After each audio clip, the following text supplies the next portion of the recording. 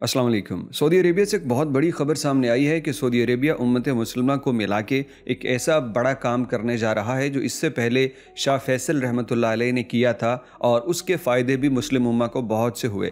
लेकिन सऊदी अरब को इसके साथ कुछ नुकसान भी हुए थे और अभी भी सऊदी अरब जो फ़ैसला करने जा रहा है, जिसकी एक काविश की गई है, उस पे सऊदी अरेबिया को ज़्यादा नुकसान ही होगा। और वह नुकसान किस तरह से, ये हम वीडियो में आगे चल के बात करेंगे। लेकिन अभी आपको बता दें कि सऊदी अरब के अंदर इस्लामी बैंक की 50वीं सालगिरह की तकरीबात चल रही हैं और मुख्तलिफ़ मुल्कों के मुस्लिम मुल्क के वज़राए आज़म और सदूर वहाँ पहुँचे हैं और उन्होंने उसमें अपने ख़यालात का इजहार किया। शाह फैसल रहमतुल्लाह अलैह के मंजूरी के बाद ये इस्लामिक बैंक बनाया गया था, जिसका मकसद ये था इस्लामी मुल्कों की मईशत को सहारा देना। और इसने मुख्तलिफ़ औकात में बहुत से इस्लामी मुल्क की मदद की और उनके करेंसी को, उनकी मईशत को सहारा दिया।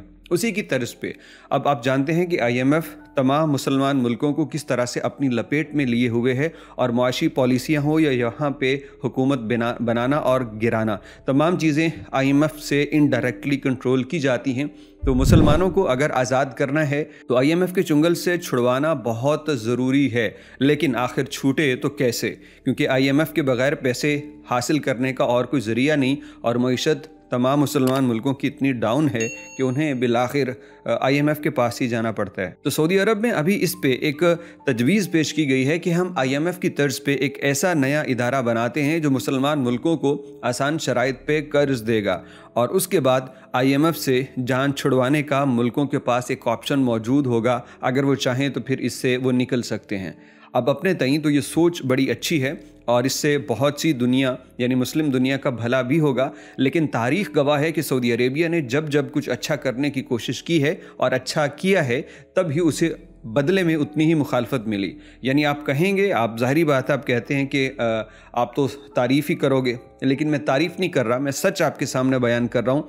ये सऊदी अरेबिया है जो दुनिया के किसी भी मुसलमान मुल्क को नहीं भूला। वहाँ पे इमदादी कार्रवाइयाँ की जाती हैं, वहाँ पे सर्दियों में गर्म कपड़े, गर्मियों में खाना पहुँचाया जाता है। पाकिस्तान हो, सूडान हो या कोई और मुस्लिम मुल्क, वहाँ पे उनके बैंकों में अपना पैसा रखा जाता है ताकि जो फ़ॉरेन करेंसी के रिज़र्व हैं वो बहाल रहें, मुल्क करप्ट ना हो। और हर एक गवर्नमेंट में सऊदी अरेबिया ऐसा करता है। लेकिन बदले में सऊदी अरेबिया को पाकिस्तान से, सोशल मीडिया से क्या मिलता है वो आपके सामने। UAE ने हर दौर में हमारी मदद की है, चाहे इमरान खान साहब की हुकूमत हो या उससे पहलों की या अभी, वो हर वक्त हमें सपोर्ट करते रहे और उन्होंने भी हमारे बैंकों में अपना पैसा रखवाया। सऊदी अरेबिया को तो बेशुमार वाक़यात हैं, हमारे एटमी प्रोग्राम को सपोर्ट करने वाला, एनर्जी क्राइसिस में हमारा साथ देने वाला, हम पे पाबंदियाँ लगने के बाद हमारा साथ देने वाला बेशुमार मौक़े हैं। फैसल मस्जिद हो या फैसलाबाद हो, इसमें आपको सऊदी अरेबिया की कंट्रीब्यूशन मिलती है। अभी भी सऊदी अरब अरबों डॉलर्स इन्वेस्ट करने जा रहा है। लेकिन हमने शुरू में कह दिया कि सऊदी अरब ये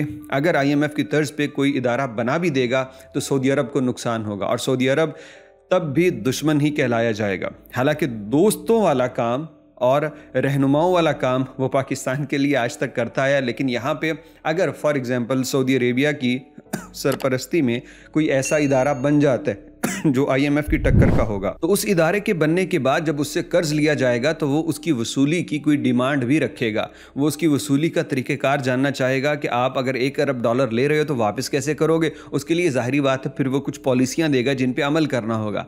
सोचें ज़रा, अगर सऊदी अरेबिया का बना हुआ IMF तर्ज का कोई इदारा हुकूमत से कहे कि आप अपने टैक्स बढ़ाओ और रेवेन्यू इकट्ठा करके हमारा रकम, हमारा पैसा हमें इस साल पे इतने अरसे के बाद वापस करो, अगर ऐसा हो तो तमाम पाकिस्तान में ख़बरें चलेंगी। सऊदी अरेबिया की पाकिस्तान से दुश्मनी, पाकिस्तान पे नई पाबंदियाँ, आवाम का जीना दो भर कर दिया, पाकिस्तान के साथ गद्दारी, आवाम के साथ दुश्मनी कर दी, ये ख़बरें आपको सुनने को मिलेंगी। हालांकि IMF यही कर रहा है और IMF भी गलत नहीं कर रहा। क्यों? क्योंकि आप जब उससे कर्जे की भीख मांगते हो तो उसका हक है कि वो अपने पैसे को वापस लेने की पॉलिसी आपसे मांगे। भाई वापस कैसे दोगे?